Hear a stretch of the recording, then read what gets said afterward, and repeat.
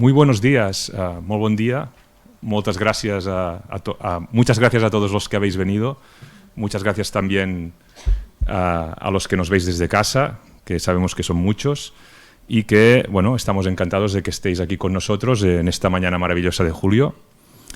Y, bueno, vamos a dar comienzo a esta ponencia con estos tres profesionales de la comunicación, la semiótica, el periodismo y el psicoanálisis. El título de la jornada de hoy es Inteligencia Artificial, plataformas, redes y metaversos, cómo condicionan el porvenir de los sujetos. Como sabéis, este es un acto organizado por el Fòrum Psicoanalític Barcelona y ACCEP, que es la Asociación Catalana para la Clínica y el Enseñamiento del Psicoanálisis, y se trata de un acto que además coincide con la clausura de las clases del máster en psicoanálisis y de la formación permanente de este mismo año académico 2021-2022. Bien, primero haré una presentación de los ponentes y después haré una pequeña presentación del acto para dar ya la palabra a cada uno de ellos. Bien, empiezo por Carlos Escolari.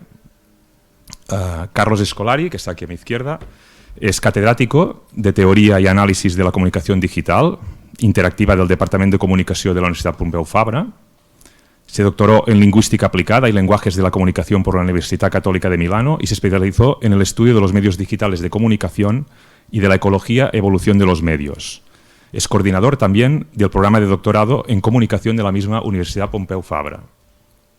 Desde el año 2000 ha dictado conferencias, cursos y talleres sobre comunicación digital, semiótica de las interfaces y diseño interactivo en universidades e instituciones de las Américas, de Europa y de Asia. Es autor de unos 35 libros y muchos más como coautor, para que veáis un poco la talla profesional de Carlos. Cito algunos que os invito a leer: Ecología de los medios, Hipermediaciones y Cultura Snack. Podéis adquirir cualquiera de estos libros a través de su página web, que es hipermediaciones.com. Página web que, por cierto, os recomiendo que visitéis porque allí además vais a poder encontrar muchas, además de estas publicaciones, otros materiales de entrevistas, artículos, etc. En el año 2004 gana el premio Eusebi Colomer de ensayo y sus artículos han sido publicados en las revistas más prestigiosas sobre comunicación, por ejemplo, en Communication Theory, New Media and Society, International Journal of Communication, etc., entre otras, muchas otras. Bien. Antes de pasar la palabra, presento a Miquel Pellicer, que es periodista y antropólogo. Tiene una pequeña broma, que es que en su página web dice que tiene la edad de cuando muere Elvis, que es la misma que la mía, en esto coincidimos, y además ahora Elvis, ¿no?, que está la película en boga, ¿no?, y que está en boca de todo el mundo, pues me he sumado a la broma de Elvis. Bueno, es autor del blog miquelpellicer.com, que también os recomiendo que visitéis. Actualmente es director de Comunicación Digital de la Universidad Oberta de Cataluña, de la UOC, consultor en estrategia de comunicación, periodismo y redes sociales, y ha sido galardonado en los premios Blogs Cataluña 2010 y es miembro fundador del Barcelona Media Lab. Es autor de los libros La comunicación en la era Trump y Optimismo para periodistas. Y finalmente, Josep Montseny es psicoanalista y psiquiatra, es analista miembro de escuela de la EPFCL, Fòrum Psicoanalític de Barcelona, profesor en ACCEP, fundador del IPB y de Clínica y Educación, y es autor de diversos artículos y libros en el ámbito psicoanalítico. Podéis leer el desarrollo de sus ideas sobre este tema, del tema que vamos a tratar hoy, en su blog josepmontseny.org.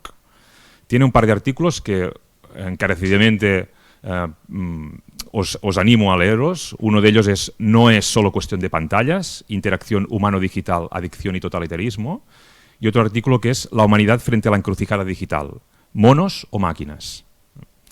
Josep Montseny tiene un interés particular en este ámbito desde el año pasado y ha ido realizando, como todos sabéis, algunos seminarios en el Fòrum Psicoanalític Barcelona sobre esta cuestión.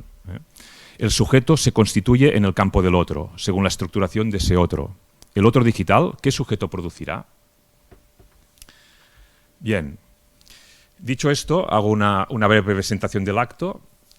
Pienso que Nuestra institución, pues desde el Fórum y desde ACCEP, ¿no? Siempre nos ha interesado como psicoanalistas el diálogo con otras disciplinas, y esta mañana pues no puede ser menos por lo apasionante que tiene este diálogo a tratar. Los psicoanalistas no podemos estar al margen de lo que la revolución tecnológica, ¿no?, supone en el campo de la subjetividad. Y hoy tenemos aquí presentes a 3 profesionales para debatir sobre esta cuestión fundamentalmente, pienso que ética, con profesionales de la comunicación, la semiótica, el periodismo y el psicoanálisis.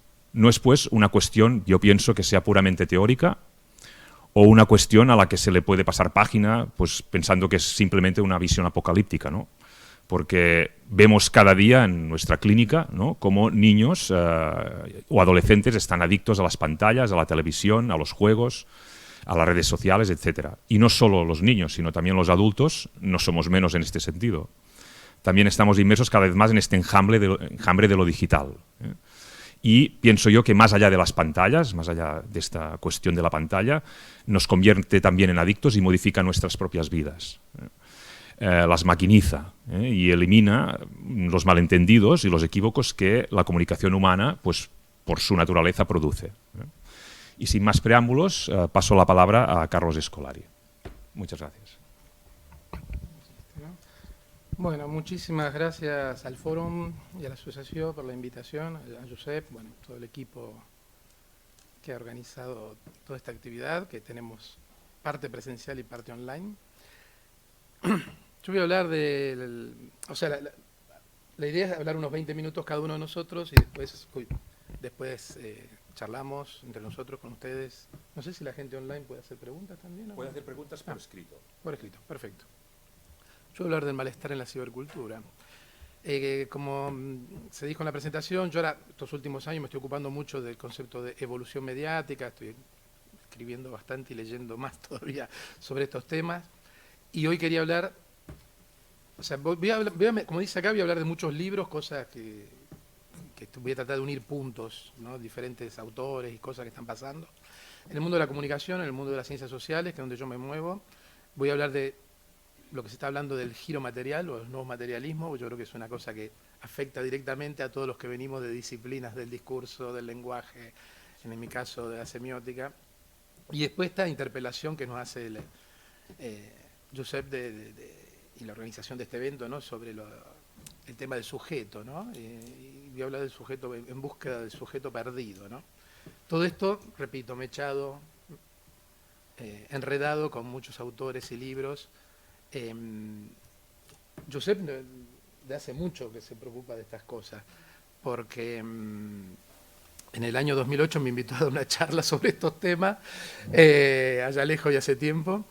Claro, en el 2008 me acuerdo que en esa charla no encontré el PowerPoint, no sé si alguna limpieza del disco duro por ahí. No, perdón, encontré la del 2008, no encontré la segunda, esta la encontré. Claro, en el año 2008 Facebook tenía 3 años, YouTube tenía, sí, 2 años y medio, o sea que recién empezaban a salir de Estados Unidos estas redes. Twitter era de 2007, por ahí, también 2008 empezó a popularizarse, o sea que ese era el escenario, ¿no? No había Instagram, no había infinidad de cosas que hoy tenemos, no había, estaba la Wikipedia, obviamente, que es del 2001-2002. ¿Y cómo era? Había una preocupación, obviamente, por estas cosas, pero había mucha sorpresa. Y había un discurso bastante optimista, yo creo, ¿no? Había sospecha, obviamente, venimos de culturas académicas de la sospecha, pero como que había se hablaba mucho de web 2.0, por ejemplo, ¿no? La nueva web colaborativa, no la web de los 90, que era un broadcasting prácticamente de banners, sino que las redes, la cultura colaborativa, participativa, esto de que usuarios generan contenido, estaba a la orden del día en ese momento, ¿no? Era el hype, como se dice ahora, ¿no? La segunda vez que me invitó, no encontré la presentación, pero era ya el 2015, ¿no? Y acá ya empezaba a verificarse un cierto malestar en la cibercultura, ¿no? Ya había aparecido Snapchat, Tumblr, Pinterest, WhatsApp, Instagram con su viejo logotipo Polaroid, Google Plus, ¿no? Quizá uno más de los intentos de Google por hacer la competencia a Facebook y generar un entorno para tenernos ahí encerrados. Y bueno, acá ya el clima era bastante menos optimista, ¿no? Se empezaba ya a ver un poco las fricciones, los problemas que podía generar o que estaban generando estas nuevas aplicaciones, y también ya en el plano económico se percibía que estas ya no eran startups. Acá ya Google tenía, en el 2015 tenía 17 años de vida, Facebook tenía una década de vida. No sé si la película de la red social salió un par de años después, como que ya estaba el relato del origen de Facebook, era muy diferente al relato de Apple, ¿no? Del garage. Acá era un grupo de tiburones a la búsqueda de dinero y de datos, ¿no? Y ahora estamos en el 2022, y claro, si tenía que buscar iconos de redes sociales, plataformas, etcétera, etcétera, pero bueno, encontré este círculo que me parece que es la gran plataforma que nos cambió la vida. Pero no, tendría que haber puesto este círculo, ¿no? Este es un señor que se llama Brian Solís, que es un experto en relaciones públicas, y él cada tanto se junta con unos diseñadores gráficos y hace este mapa de plataformas, ¿no? Hoy no es casual que en el ámbito de estudios de comunicación se habla de plataformización. Hace un mes hubo una postconferencia, un gran congreso en París y después una postconferencia en Ámsterdam, que estuvo muy linda, de lo que se llaman Platform Studies, ¿no? Estamos yendo en una época había Cinema Studies, después vino Internet Studies y ahora estamos en la fase 2, Platform Studies, estudios de plataforma. Y acá hay toda una serie de debates, si una plataforma es un medio, ¿no? ¿Qué diferencias tiene, ¿no? El hecho de que una cosa es Facebook o cualquier otra red social donde nosotros generamos contenidos y eso hace que Zuckerberg diga nosotros no somos una empresa de medios, aunque ahora tuvo que empezar a reconocerlo de a poquito. Diferentes Netflix que genera sus propios contenidos, bueno, como que hay varios debates teóricos, taxonómicos, pero bueno, es evidente que aquí hay una gran complejidad, hay muchísimos actores, diríamos, dando vueltas, mucha competencia, una competencia brutal, ya no es por nuestra atención, como era el broadcasting, ¿no? La radio y la televisión competían por nuestra atención. Acá compiten por nuestro tiempo en las plataformas haciendo cosas, porque el negocio son los datos, no es tanto la publicidad, el banner, sino mientras más tiempo estamos en Facebook o en Instagram o en TikTok, donde sea, más datos saben de nosotros y son los datos que después comercializan, ¿no? Y todo esto, bueno, sabemos que está dando lugar a enormes discusiones. Abro paréntesis, hay plataformas para lo que uno se le antoja, que nosotros tenemos un proyecto del Ministerio, empezamos estudiando los riders, ¿no? Globo, Uber Eats, pero claro, empezamos a encontrar plataformas de mujeres que trabajan para Airbnb limpiando casas, ahora que se reactivó el turismo, hay plataformas de gente para cuidar perros, hay plataformas para cuidar ancianos, bueno, donde encuentren, vuelvo a lo de antes, ¿no? Hay plataformas para lo que uno quiera, transporte, etcétera, etcétera, etcétera, ¿no? Se está hablando también de plataformización de la economía. Entre todas las cosas, este libro no lo leí, pero me parece muy interesante porque también se está plataformizando las terapias y los diferentes sistemas de interacción psicológica y psicoanalítica online. Y este es un libro histórico que cuenta esto de la teleterapia, ¿no? Como habla de Freud, que hacía psicoanálisis por correo, aparentemente, no soy experto en el tema, hasta llegar a las terapias nuevas, ¿no? Vía diferentes canales de interacción digital, ¿no? Pero bueno, era un paréntesis. Vuelvo a las plataformas en general. Esto de la plataformización está dando lugar a grandes discusiones. Bestsellers, como el libro de Shoshana Zuboff, es un tocho de 750 páginas, bastante infumable por momentos. ¿Pero lo recomiendas? No, con que miren el documental de Social Dilemma, que salió en Netflix en el 2018, 2021, después de la pandemia. Es una buena síntesis del libro, el autor aparece a cada rato. Lo irónico es que aparezca en Netflix, obviamente, cuando ella denuncia el sistema de las plataformas. Ella es una persona de formación más de economía, de Harvard. El libro cuenta muy bien, y esa parte me gusta, la evolución de las plataformas, cómo después, o sea, en los años, lo resumo rápidamente, ¿no? En los años 90 había mucho dinero fácil, ¿no? Que llegaba a California, a Silicon Valley, para que las empresas crecieran. Netscape en el año 94 fue la primera IPO, ¿no? Entró en la bolsa y aumentó el 400% el valor de la acción en pocas horas. Fue lo que después estalló en el 2001 con la burbuja.com. Netflix no tenía plan de negocios, regalaba el software y recibió millones de dólares, o sea, había dinero, sobraba. Después de la crisis de la .com, que se desinfló todo, Amazon estuvo a punto de desaparecer, por ejemplo, ¿no? Todos estos capitales dijeron, no, ok, ponemos dinero en California, en Silicon Valley, pero queremos las ganancias inmediatamente, no en un futuro lejano utópico, ¿no? Y de ahí viene la explotación brutal de datos cada vez más creciente, ¿no? Ponemos capital, pero queremos dinero inmediatamente. ¿Qué tenemos? Y la publicidad más o menos, datos personales, ¿no? O sea que este modelo de plataforma o capitalismo de vigilancia, capitalismo de plataformas, toma forma después de la explosión de las .com. cuando los capitales dicen, está bien, ponemos dinero, pero queremos inmediatamente, queremos que nos devuelvan el dinero y obviamente ganar más, ¿no? Pero bueno, esto está a la orden del día hoy, obviamente este debate va más allá de los estudios de comunicación, hay toda una serie de bibliografía, libros, este es quizá el más popular, con todas sus contradicciones, porque bueno, que hagan un documental en Netflix explicando esto, son como esos libros impresos que hablan del final del libro impreso, ¿no? La otra pata de toda la teoría o el enfoque de Shoshana Zuboff es Skinner, es behaviorismo puro, conductismo puro, pasa de las palomas de Skinner a TikTok, y me parece que hay un gap en el medio que ella da un salto brutal, como que esto es todo lo mismo, ¿no? Me parece la parte más floja de las 700 páginas, que son demasiadas, hay libros más cortitos y más interesantes. Pero este es el debate, ¿no? Este es todo un tema, plataformización y todo lo que esto implica, ¿no? Y el negocio de los datos.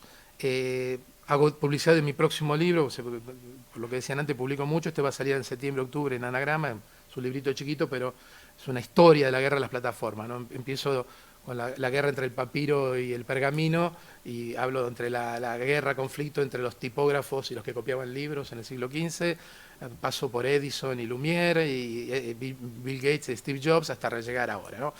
Pero bueno, mi visión no es apocalíptica en esto, porque el libro de Shoshana Zuboff es totalmente apocalíptico, no hay salida, no future, estamos en el mundo orwelliano, según ella, y yo creo que no, yo creo que así como en la década del 90, Negroponte, ¿no? Era el discurso optimista, tonto, ¿no?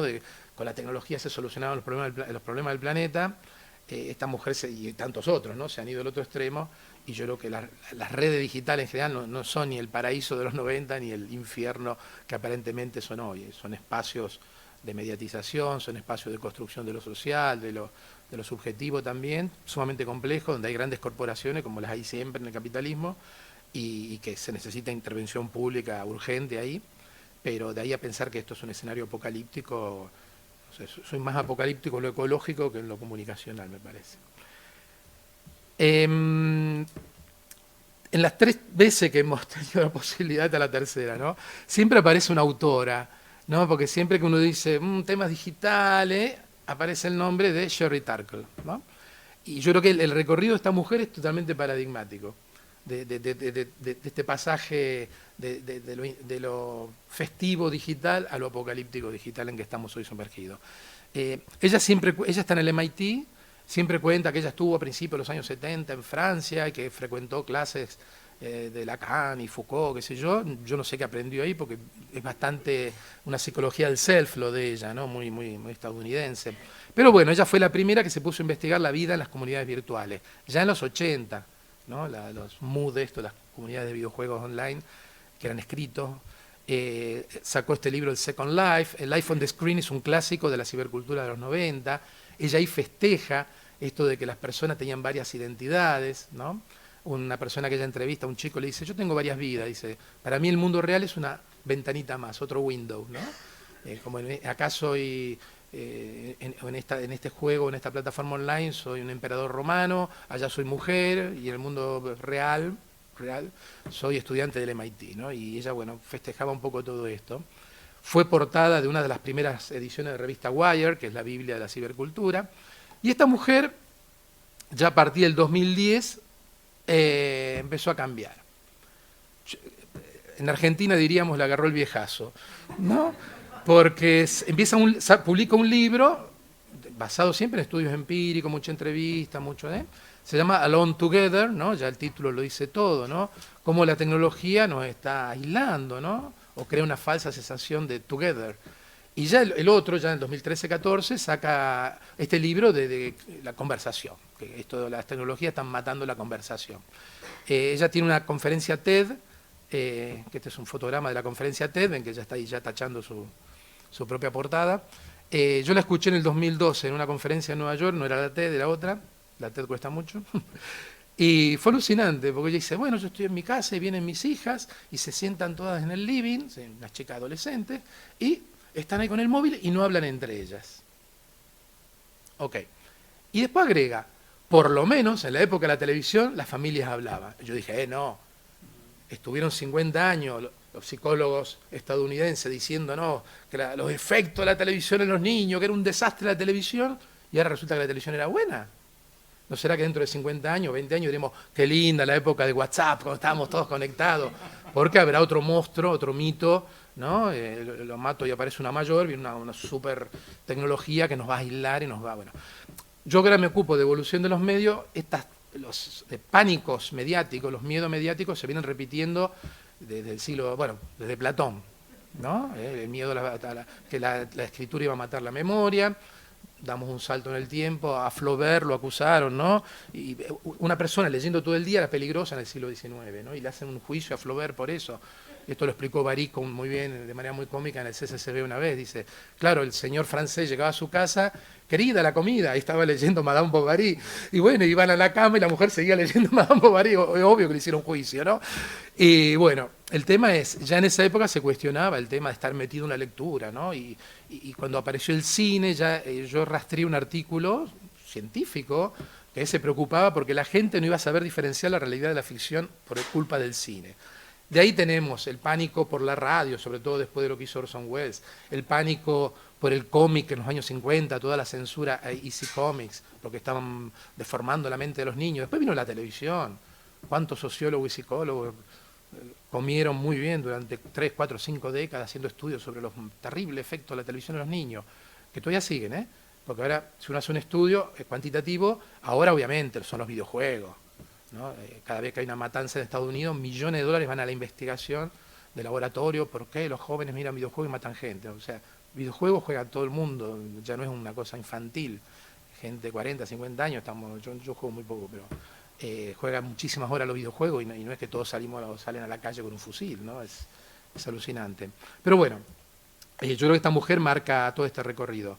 Esta foto la saqué en La Central unos meses antes de la pandemia, y esto es lo que yo llamo el malestar en la cibercultura, que he escrito en mi blog. Uno entra a la mesita de La Central o en Laie, en cualquier librería, y ¿qué se encuentra? Una historia crítica de Internet, gente contra tecnología, The Net Delusion, la locura del solucionismo tecnológico, dietética digital, atrapados, filtro burbuja, odio Internet, fake news. Por ahí hay un par de libros McLuhan y el mío de interfase, que tiene el cassette, que son un poquito menos salvajes en ese sentido, ¿no? O sea, y esto sigue, ¿eh? Hoy el discurso apocalíptico vende muchísimo, obviamente en la parte ecológica, que ahí a lo mejor se justifica cierto apocalipticismo, pero yo no lo veo tan claro acá. En los años 90 era impensable, me hubiera gustado entrar a los 90 a La Central, hacer una foto, el discurso era totalmente diferente, ¿no? Y yo creo que el péndulo hemos pasado, como diría Humberto Eco, de los integrados a los apocalípticos, pero nunca hubo el debate, que en los 60 sí lo hubo entre apocalípticos e integrados. Había mesas redondas de apocalípticos e integrados, acá no. Pasamos de mesas redondas, todos integrados en los 90, mesas redondas, todas apocalípticas en la década del 2010 y 2020, diríamos, ¿no? Y ahí lo dejo, porque bueno, esto es una de las cosas a resolver. Y después, bueno, este concepto del sujeto que está en la invitación que nos hicieron, bueno, se me ocurrió esto en busca del sujeto perdido, porque están pasando cosas en el mundo de las ciencias sociales, ya no solo en comunicación, que me llevan a preguntarme dónde está el sujeto, ¿no? Bueno, hoy estamos en la fase de los nuevos materialismos, o se habla del giro material, ya quedó atrás el giro lingüístico de los 60 o semiótico de los 70, 80 que hablaba Paolo Fabri. Ya se habla de un giro material o los nuevos materialismos. El libro que está a la izquierda acaba de salir en caja negra, que es quizá el ámbito donde más está publicándose esto en castellano. Hay muchos libros en estudios culturales, han traducido el de Yussi Parica, que es una geología de los medios. Todo este interés por el discurso de los medios, que venía increyendo desde los 60, como que ya hizo un ciclo, ¿no? En esta conferencia grande que estuve en París, había una mesa redonda sobre challenges al textual análisis, ¿no? Los desafíos del análisis textual. Y fue de una pobreza, porque dice, claro, el Big Data se está comiendo el análisis textual clásico, cualitativo, se lo está comiendo el Big Data, ¿no? Con análisis de hashtag, de sentimientos en Twitter y todo, y de textos, no solo en redes, se lo está comiendo. Así que, pero tampoco aparecía ninguna solución creativa, y no había más un lloriqueo, bueno, pero nada nuevo. Hay mucho interés en los estudios de comunicación sobre los fósiles del futuro, qué va a pasar con las baterías, con las pantallas, que ya tenemos millones, cómo va a ser, todo esto es una reflexión desde el antropoceno, ¿no? Cómo son los fósiles mediáticos del futuro, qué fósiles estamos dejando. Piensen que para hacer un chip hay 60 minerales diferentes dentro de un chip, la famosa tema de las tierras raras. O sea, hay todo un debate sobre esto, la geología de los medios, ¿no? O sea que estamos de frente a un giro material, ¿no? Ya no hay una mirada antropocéntrica, sino que ya se habla de una mirada antropocénica, ¿no? Como dije antes, Caja Negra quizás es la editorial que más está abriendo camino en este tipo de debate, que es un debate más anglosajón, ¿no? Como que el otro debate, el giro lingüístico era más afrancesado y más anagrama, diríamos, de los 80, 90, ¿no? Los libros negros. Y ahora yo creo que esta mirada de giro material está más en clave Caja Negra, libros blancos, diríamos.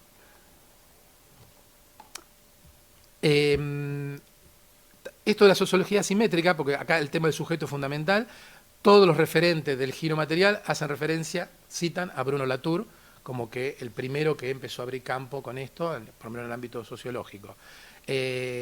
Latour, y esto es interesantísimo, porque Latour tiene formación semiótica, se formó con Greimas en los años 70, al igual que Paolo Fabri, ¿no? El italiano, que era el greimasiano más importante en Italia, y por eso se peleaba con Umberto Eco.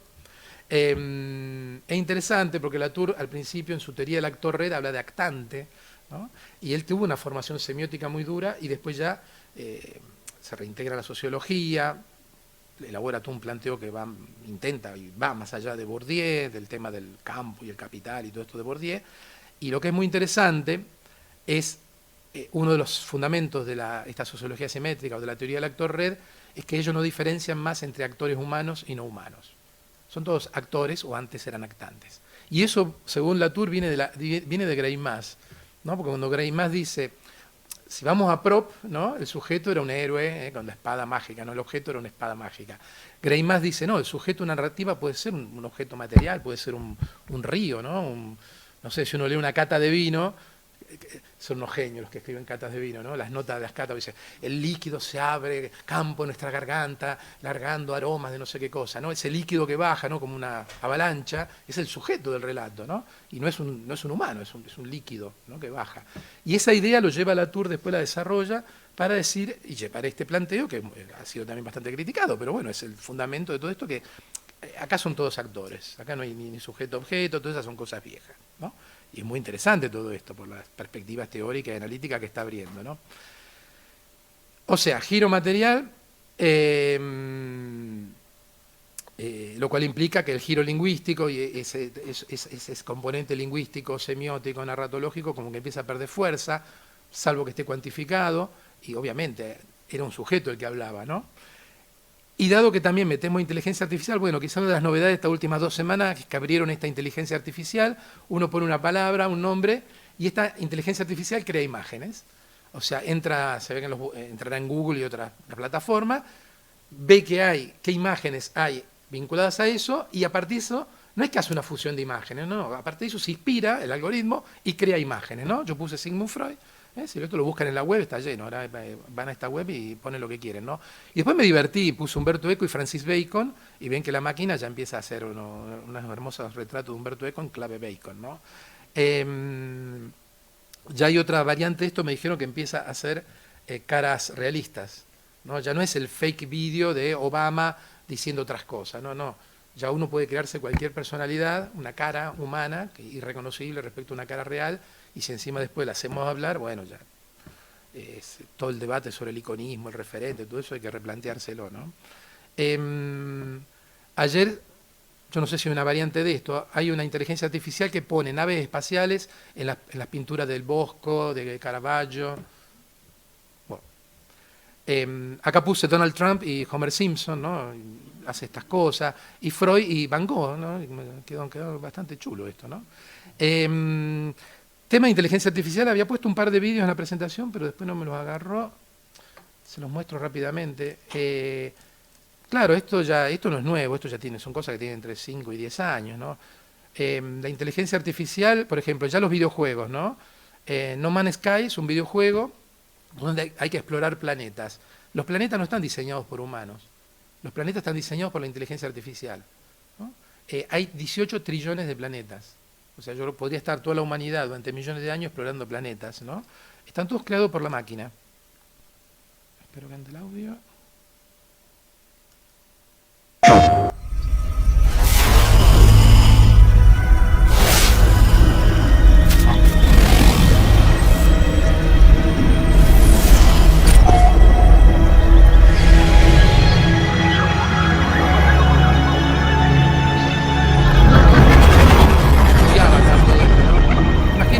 18 trillones de planetas creados por las máquinas. En algunos serán puramente desérticos, en otros habrá piedras que vuelan.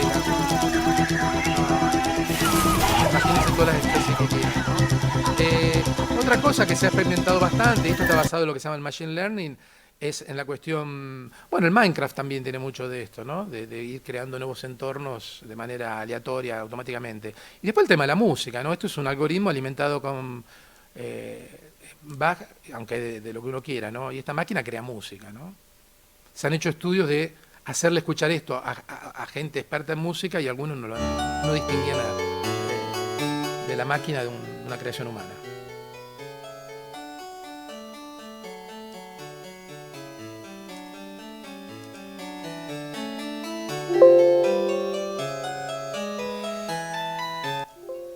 El sujeto. Ya para ir terminando, creo que me pasó un poquito con el tiempo. Inteligencia artificial. Claro, si uno mantiene la vieja diferencia pre-Latour, sujeto-objeto, ¿no? Actor humano, actor tecnológico, ya está la inteligencia artificial, ya está entre nosotros, ¿no? ¿Dónde la encuadro? No, a lo mejor Latour no está tan loco, ¿no? Decir, bueno, son todos actores y esto será un actor más, ¿no? La inteligencia artificial va a pasar como los chips, o como en su época el motor eléctrico, ¿no? Los primeros motores eléctricos eran visibles, ¿no? Ponían una bomba de agua, inicio del siglo XX estaba el motor eléctrico. Ahora, cuando vuelvan a casa, piensen cuántos motores eléctricos tienen en la cocina, entre ventiladores, hornos, ¿no? Máquinas para cocinar, en el baño, ¿no? Extractores, cepillo de dientes, estamos rodeados de motores eléctricos, cada vez más pequeñitos. Un automóvil no sé cuántos tendrá. Lo mismo pasa con los chips, estamos llenos de chips, hasta los gatos tienen chips, los perros, ¿no? Y lo mismo va a pasar con esto, la inteligencia artificial ya está en la búsqueda de Google, está en infinidad de sistemas, ¿no? Y bueno, el tema es cómo vamos a convivir con esto, cómo lo vamos a estudiar. Todo esto hace entrar en crisis, infinidad de teorías. Hay un autor que a mí me gusta mucho, que es Benjamin Bratton, tiene cosas publicadas en Caja Negra para variar. Su ultimísimo libro, El mundo que piensa mucho en el futuro, no es apocalíptico, es muy crítico con las plataformas, pero no tiene una visión apocalíptica, y él dice, no podemos cargarnos, el tema algorítmico, no podemos cargarnos de un plumazo todo el tema de los datos y la computación. Dice, él habla de una crisis social, digamos, a nivel de los algoritmos, que hay que aprender a manejar todo esto y entender, y si hay que operar sobre las grandes corporaciones, hay que hacerlo, ¿no? Lo reconoce, pero también hay que operar, obviamente, sobre el cambio climático, ¿no? La crisis, la emergencia climática.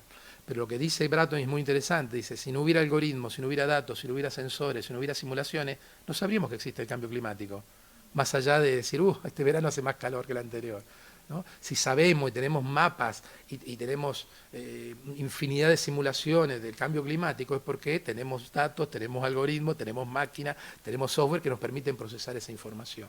O sea que no podemos adoptar una actitud, yo creo, apocalíptica y negar todo lo que es la computación, los algoritmos y los datos, porque, entre otras cosas, es lo que nos permite entender el cambio climático, ¿no?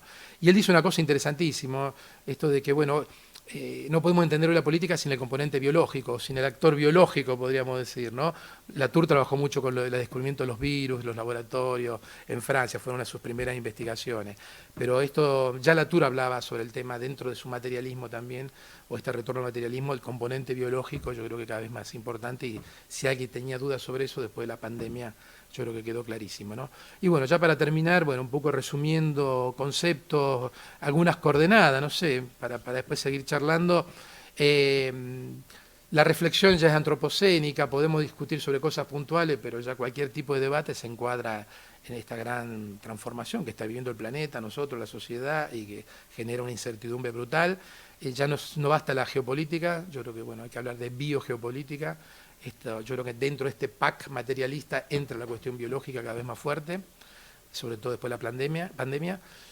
En el ámbito de los medios se habla mucho de plataformización. Nosotros tenemos ganas de invitar gente que en el Ámsterdam que está trabajando estos temas, si nos hacen alguna conferencia, pues nos interesa. Nosotros ya estamos trabajando en estos temas, y Miquel también, mucha gente se está moviendo en esto, pero bueno, yo creo que también ahí hay todo un debate abierto. Inteligencia artificial, algoritmo, no es casualmente que apareciera inteligencia artificial entre una de las palabras clave de esta convocatoria, está ahí.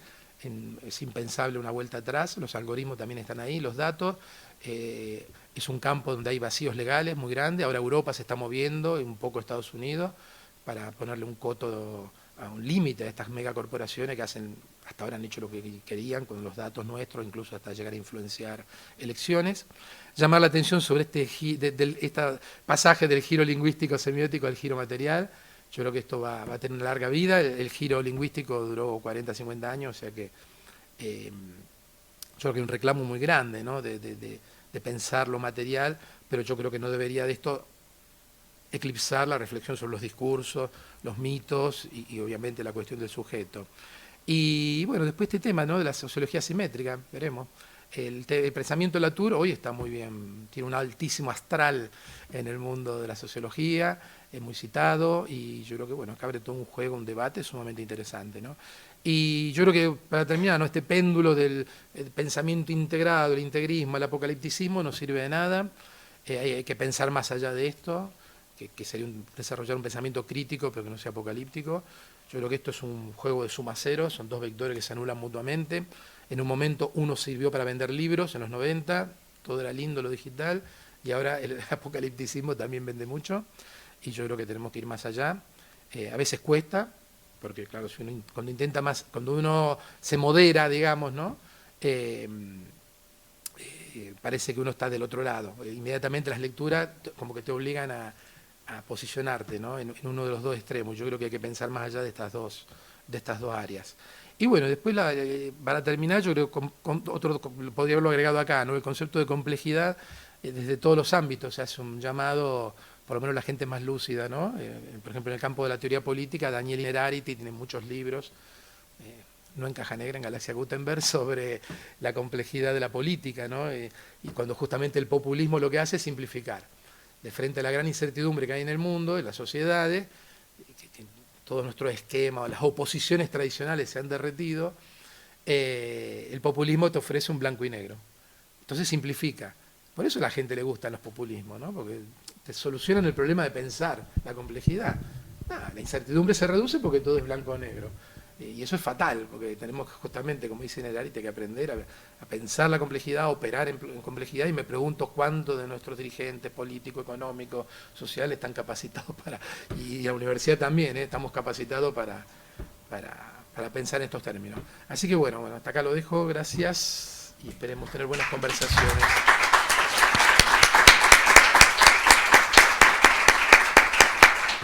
Muchas gracias, Carlos. Damos la palabra a Miquel. Sí, después de tu presentación, Carlos, no sé qué voy a añadir, porque ha sido muy brillante.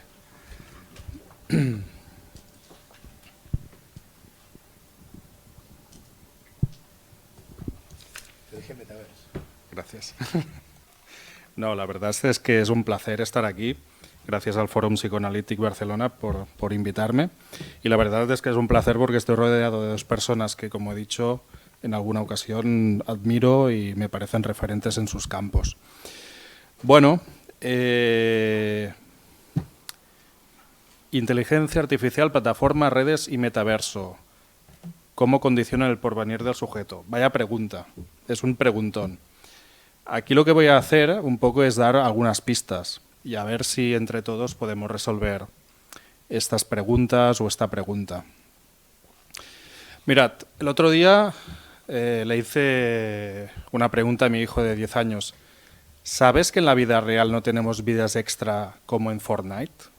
Le preguntaba porque le decía, en Fortnite te matan y no pasa nada, vuelves en el escenario. Si te caes del balcón, seguro que no revives. Y sí, me dijo, por suerte me dijo, sí, lo sé. Fortnite es el tacho, el juego, es la plataforma de relaciones sociales de más de 350 millones de usuarios. Por cierto, en el mundo hay 3.000 millones de personas que jugamos a videojuegos. Fortnite, Roblox, Call of Duty, FIFA y muchos otros. Minecraft. Fortnite se ha convertido en un lugar donde millones de personas no solo juegan, sino que se relacionan En el caso de mi hijo es el juego del fin de semana donde juega con sus compas, sus amigos, y juega de forma remota.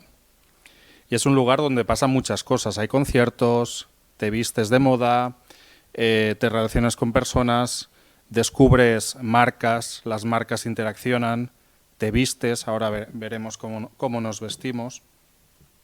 Y nos interpela esta idea del metaverso. Porque cuando se habla últimamente del metaverso, se habla de Snow Crash, de esta novela de Neil Stephenson, en la cual pues, Neil Stephenson empezó a usar este término, el metaverso. Y aquí Stephenson decía, cito, en el metaverso se puede ser un gorila, un dragón o un enorme pene parlante y basta con recorrer el metaverso durante 5 minutos para ver ejemplos de todas estas cosas. Y es lo que pasa aquí, ¿no? En Fortnite. Tú puedes ser un plátano, tú puedes ser una chica medio zombie, tú puedes ser un Smash Marlow, puedes ser un ovni, un extraterrestre, puedes ser lo que quieras. Y esto nos empieza a impactar sobre este sujeto, porque proyectamos lo que queremos ser de forma consciente, de forma inconsciente o de forma surrealista o absurda. Aquí los psicoanalistas podéis decir muchas cosas al respecto. Al final es que la identidad digital ha evolucionado durante todas estas décadas. Fijaros en estos puntitos, barra, paréntesis con los que sonreíamos en los primeros móviles, o los emojis complejos, cada vez más complejos, con los que resolvemos ciertas conversaciones y simplificamos. Los bitemojis que puedes aparecer en WhatsApp, que pueden aparecer en Snapchat.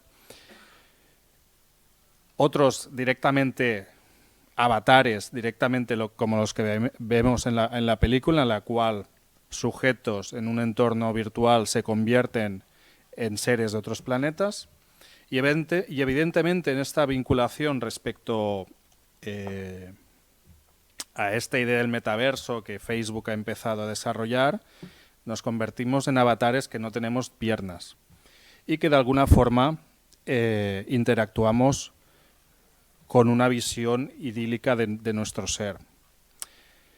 También en esta interacción, fijaos que en el metaverso empiezan a haber cibercrímenes. Ha habido casos de mujeres que se han sentido acosadas porque directamente otro avatar ha tocado los pechos de tu avatar, mujer, ¿vale? O sea que hay una traslación de estas cuestiones como sujetos. Y evidentemente en esta identidad que evoluciona, fijaos que hablamos de emojis, hablamos de avatares, pero también hablamos de realidad aumentada y de filtros. Aquí Snapchat, Instagram y otras aplicaciones nos convierten o nos ponen capas como si fuera una lasaña, y muchas capas que por una parte te pueden dibujar un rostro idealizado y matizado, te pueden configurar para que seas una mujer o directamente te pueden configurar para que seas un ser de otro planeta o que puedas tener la propia creatividad en tu cara. ¿Recordáis, por ejemplo, el caso en ese juicio que durante la pandemia hubo un abogado, creo, que interactuó en un juicio en Zoom y el abogado tenía el filtro de gatito?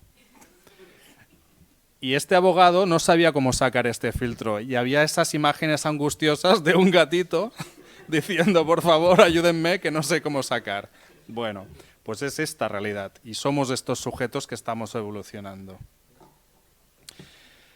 Las referencias, me ha notado Carlos un montón de referencias. El problema que tengo es que cuando salga de aquí tendré que ir a las librerías y en casa me van a echar. Pero un libro que es fundamental en entender todo esto es el No Game de Alessandro Barico, que tú también has citado. Al final este libro lo que te permite es mapear lo que es la transformación digital, la evolución digital, esta media evolution que habla muchas veces Carlos, en la cual Barico habla del Space Invaders, esta gamificación o primera gamificación de los años 80, ¿vale? Y el recorrido que hace Barico en su libro visión que, por ejemplo, me parece bastante integrada, teniendo en cuenta otros autores apocalípticos como el alemán, el filósofo alemán Hahn, que tiene una visión muy totalmente apocalíptica. En el caso de Barico, él hace este recorrido en el cual habla de los juegos, de los ordenadores, de la digitalización de los contenidos a partir de los CDs, los MP3, los DVDs, etcétera, etcétera. Obviamente esta parte del comercio electrónico, de la propia red con Google, Yahoo, Mosaic, la propia web, el ámbito de las redes sociales, ¿vale? Y va evolucionando al smartphone, las BlackBerry, los iPhones, etcétera. Y obviamente fijaos que al final, arriba a la derecha, está mencionando ya el tema de la inteligencia artificial. A pesar que si con esta conversación que estamos teniendo ahora, este mapa de Barico se iría para otro slide, porque lo que estamos hablando es de inteligencia artificial, metaverso, economía de plataformas, etcétera, etcétera. Pero me parece que los mapas nos dibujan o nos señalan muchas cosas interesantes.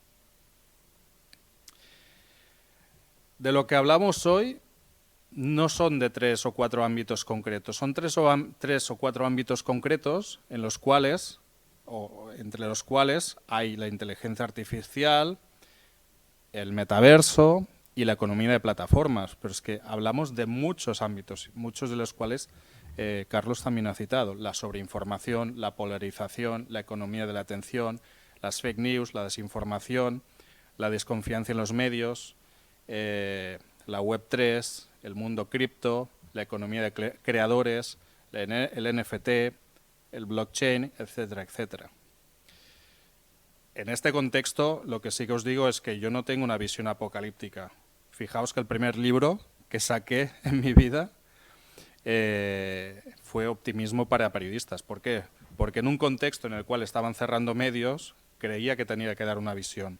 Y en este contexto que estamos hablando, que parece, viendo The Social Dilemma, parece como que todo es negativo, yo creo que tenemos la responsabilidad de dar una visión crítica y conjugar, mejor dicho, esta visión entre psicoanalistas, psiquiatras, periodistas, antropólogos, semiólogos o semióticos, etcétera, etcétera. Yo creo que aquí es el valor.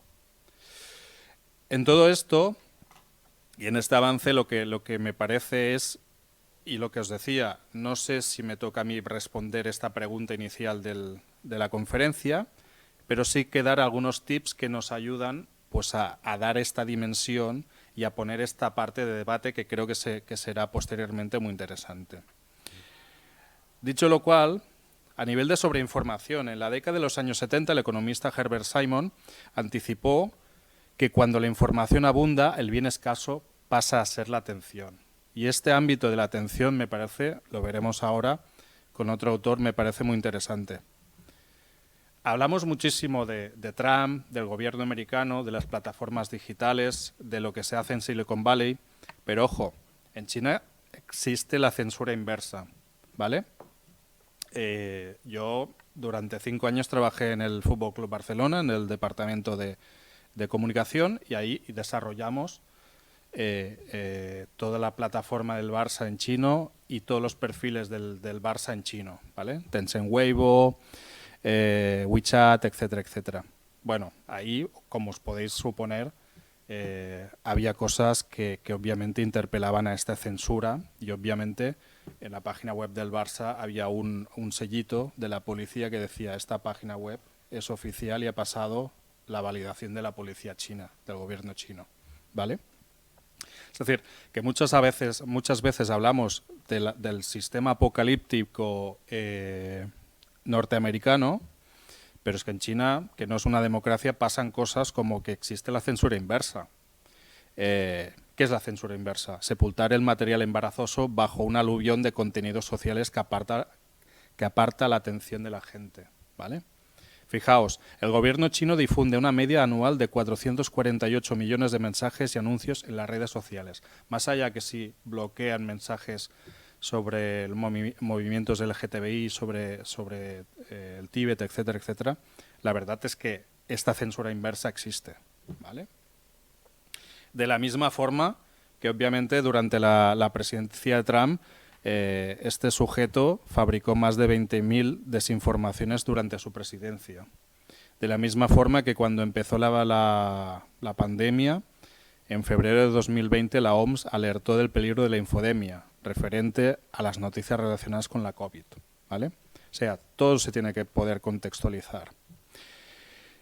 También dejó claro, después de Optimismo, la comunicación en la era Trump es un libro en el cual no intento hablar de Trump como un sujeto idílico y bien intencionado, es decir, no soy el representante de Donald Trump en España, ¿eh?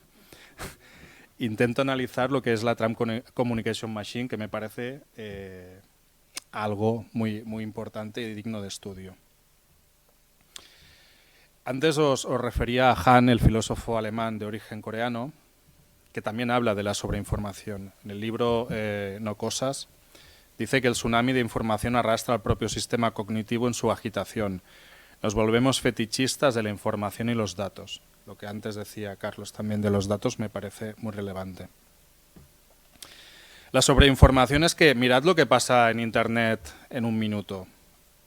Millones y millones de tweets, las búsquedas que se hacen, los mensajes que se envían, las apps bajadas, los momentos o los streams bajados, las loginaciones en Facebook, los gastos directamente en dólares a nivel del e-commerce, las horas vistas en YouTube y en Netflix, ¿vale?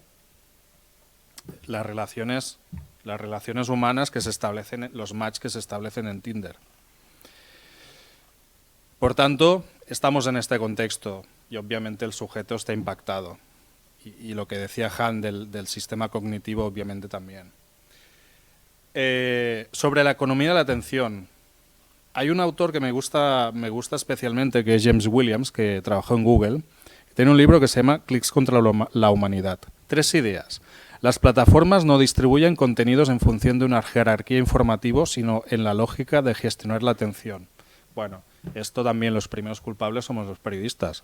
Porque al final estamos haciendo... ¿Has visto noticias como... ¿Has visto lo que ha hecho Gerard Piqué después de separarse de Shakira? Clickbait. Son estrategias de contenidos.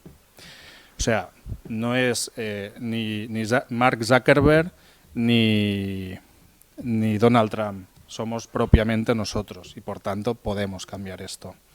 La industria tecnológica no diseña productos sino usuarios. Fantástico, entre comillas. Una primera brecha marginaba a los no conectados, después a los no adaptados. Interesante, la brecha actual marginará a quienes sean incapaces de prestar atención. Digno de plantearlo. Y vamos viendo, ¿no? Es decir, os decía, no soy apocalíptico, pero obviamente hay cosas que tenemos que darle a la bola porque hay cosas que tenemos que reflexionar y sobre todo actuar, como veremos después. Los filtros burbuja, ¿sabéis qué son los filtros burbuja? Los filtros burbuja es este mundo en el cual si tú buscas, o si Carlos busca en Google Siria, yo busco Siria y Josep busca Siria, nuestras búsquedas serán diferentes en función de los históricos que hemos hecho durante muchos años en Google, ¿vale? En los buscadores. Por tanto, vamos configurando que vamos viviendo nuestros filtros burbuja. ¿Por qué? Porque al final nos condicionan y sesgan nuestra experiencia en plataformas y buscadores, ¿vale? Lo típico de los algoritmos que van aprendiendo, pues esto es un ejemplo. En cuanto a la polarización, por tanto, cada vez nos configuramos con nuestras ideas, con la necesidad de sentirnos seguros con nuestros periódicos, con nuestros presentadores de referencia, con nuestras redes sociales. Y cuando salimos del entorno de estas burbujas, ¡hostia!, nos encontramos a Vox y protestamos. Y nos encontramos a un tío de derechas o de izquierdas. Y protestamos y en Twitter nos peleamos. Bueno, yo creo que tenemos que ser conscientes de esta creciente incapacidad para debatir y confrontar ideas, ¿vale? Tenemos que ser conscientes, y antes Carlos hablaba de los argumentos y de la parte emocional y de los populismos, pues los argumentos son cada vez más emocionales y gástricos.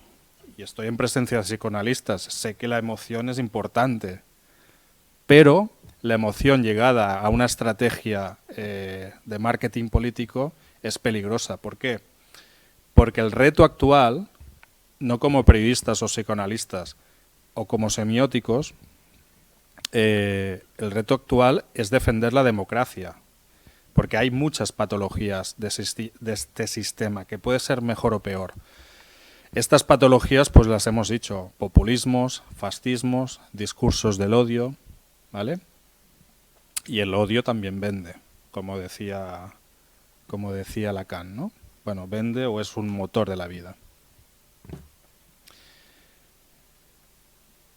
Aquí se ha juntado una frase, pero quería decir una frasecita que era: es que la paradoja es que queremos humanizar la inteligencia artificial, pero es que nos estamos deshumanizando y deshumanizamos al contrario, ¿vale? Y aquí es una paradoja que me gustaría resolver algún momento. Y obviamente me interpela mi profesión. Yo soy periodista, hace bastantes años que no trabajo en un medio de comunicación, pero como veréis en mi blog, analizo bastante lo que es el entorno y el ecosistema digital y obviamente el ecosistema de medios. Y a veces parece que sea un redimido del periodismo, pero es que me interesa que evolucionar. El Digital News Report 2020, que ha elaborado el Reuters Institute de la Universidad de Oxford, alerta de la desconfianza creciente en los medios de comunicación. El 43% de los encuestados, creo que se hicieron 96.000 encuestas, el 43% afirma que evitan la actualidad informativa porque hay demasiada política y COVID. ¿Vale?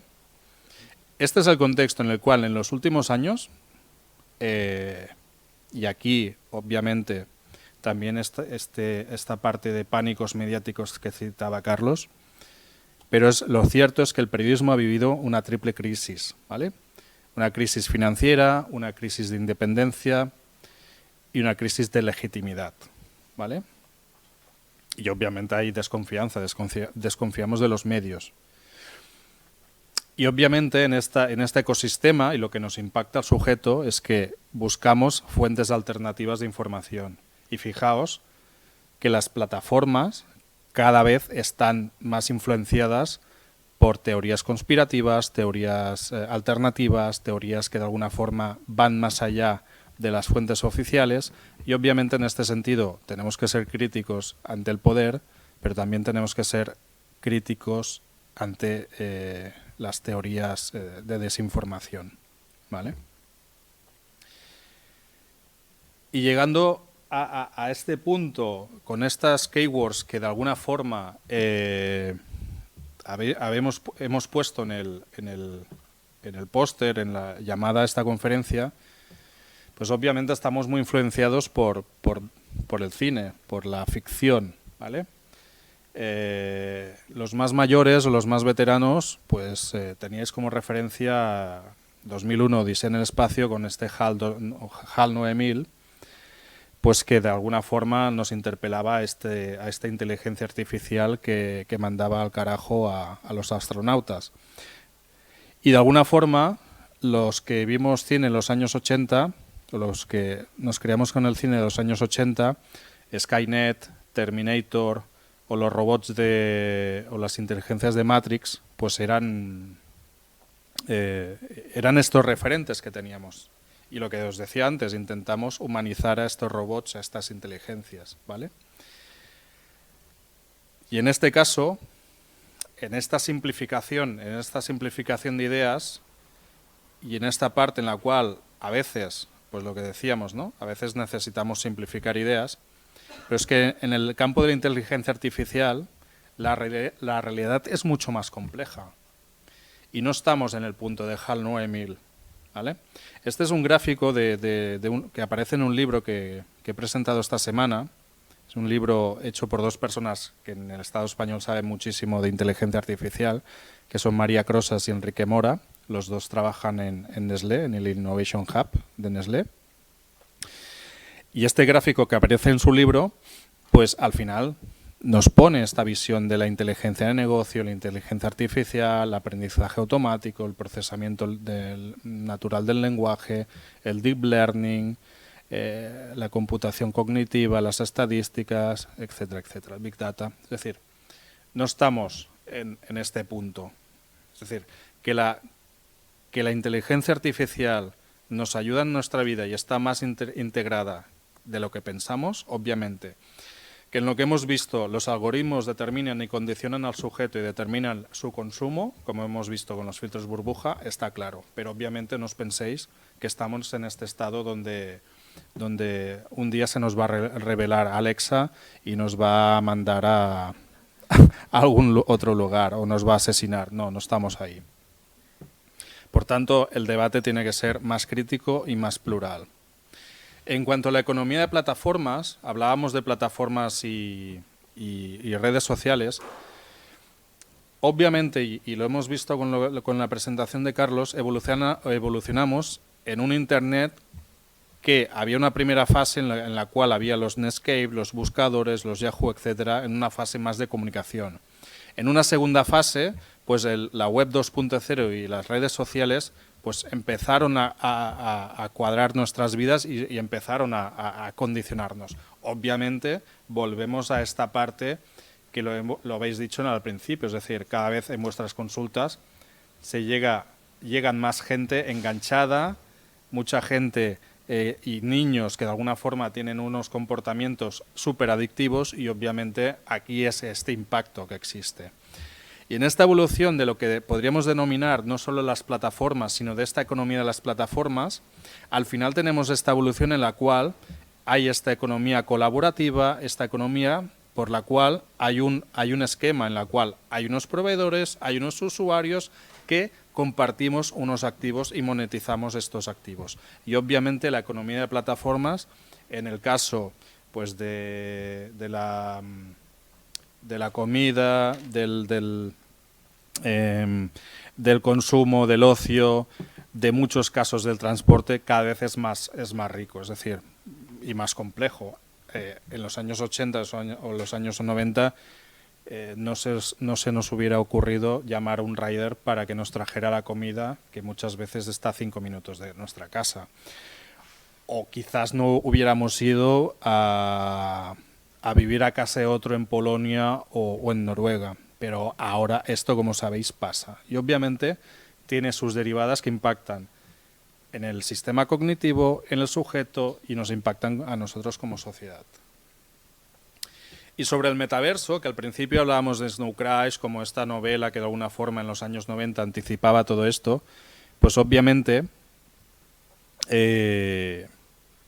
definiendo como hace el ex responsable de estrategia de Amazon, Matthew Ball, dice que el metaverso es una red expansiva de mundos en 3D y sobre todo simulaciones persistentes, es decir, que de alguna forma es algo que existe. Obviamente hay muchas referencias, Second Life, los Sims, Fortnite, Roblox, etcétera, etcétera, y ahora mismo estamos viendo cómo Meta intenta capitalizar todo este mundo desde el punto de vista de dos ámbitos, ¿vale? Desde el ámbito de la realidad virtual y desde el ámbito sobre todo de la realidad aumentada. La combinación se denomina realidad mixta, ¿vale? Y obviamente aquí hay esta experiencia sincrónica de un número ilimitado de usuarios. En los últimos conciertos de Ariana Grande y otros artistas en Fortnite, en la plataforma hubo millones, creo que en el caso de Ariana Grande creo que había 12 millones de usuarios conectados al mismo tiempo. Bueno, esto no lo hace ni Tomorrowland, ni el Primavera Sound, ni el Festival de Jazz de Perelada, ¿vale? Y por tanto, esto es un fenómeno que nos impacta, un fenómeno en el cual, de alguna forma, estamos viendo que hay una evolución desde el punto de vista de los videojuegos, del mundo del gaming, pero que esto nos condicionará y nos cambiará a nivel laboral, a nivel del mundo del futuro, del transporte, de muchos campos, de la educación, ¿vale? Y por tanto tenemos que estar ahí conscientes de todo esto, ¿vale? Por cierto, recomendación que que me hizo aquí el amigo Ferran hace unos días. Hay una serie en Netflix que se llama El futuro de, y hay un capítulo, esta serie la ha producido Diverge, ¿vale? Y hay un capítulo que se llama El futuro de los videojuegos. Bueno, en verdad, más que videojuegos, habla más de realidad virtual y realidad aumentada y acaba habiendo esta visión más sociológica de todo este tema, ¿vale? Y obviamente en esta parte que os decía, si os fijáis, yo decía, el mundo y la inteligencia artificial es complejo, ¿vale? Y estamos en un estadio que no estamos aquí, ¿vale? En el caso del metaverso, el metaverso no solo es un entorno, es hardware, son redes, es computación, son plataformas virtuales, son herramientas y estándares de intercambio, son pagos, son contenidos, servicios y activos, son comportamientos de usuarios, etcétera, etcétera, ¿vale? Y obviamente este ecosistema, fijaos, esto es un gráfico, una matriz de hace unos, creo que un par de años, un año, y esto al final se está haciendo más complejo, que obviamente hay un impacto y una evolución desde el punto de vista empresarial y hay muchas empresas interesadas en esta parte, claro, ¿vale? Pero obviamente tenemos que estar también vinculados aquí. Al final, y ya voy acabando, y acabo con una visión de algunas recomendaciones que obviamente me gustaría debatir con vosotros. El sujeto en el mundo digital es un consumidor activo, forma parte de una audiencia global, está inmerso en burbujas comunicativas, vive en un entorno cada vez más gamificado, es creador de contenidos. Cada vez que nosotros estamos produciendo un vídeo o estamos colgando un vídeo, o una foto, o un tweet, una nota mental o lo que sea, estamos creando contenido, ¿vale? Y de alguna forma tenemos que ser conscientes de todo este campo. Somos personas hiperconectadas, esto para lo bueno y seguramente vosotros diréis para lo malo. Y como dice el filósofo Han, también somos Phono sapiens, es decir, hemos pasado de ser Homo faber a Homo ludens a Phono sapiens. Y fijaos que aquí el objeto condiciona el ser, es curioso. Antes el Homo estaba por encima del adjetivo y ahora el fono, o sea, el teléfono, condiciona esta parte del sujeto. Y lo que os propongo es 4 o 5 ideas para acabar, ¿vale? Y os decía, y cuando los amigos del foro me pidieron la biografía, también me pidieron una frase, y les dije, mirad, para mí, entre la economía de la atención que hemos visto en la posverdad, que es un tema que me interesa mucho, debemos encontrar una transformación digital más sostenible para las personas que viven en estos ecosistemas digitales, ¿vale?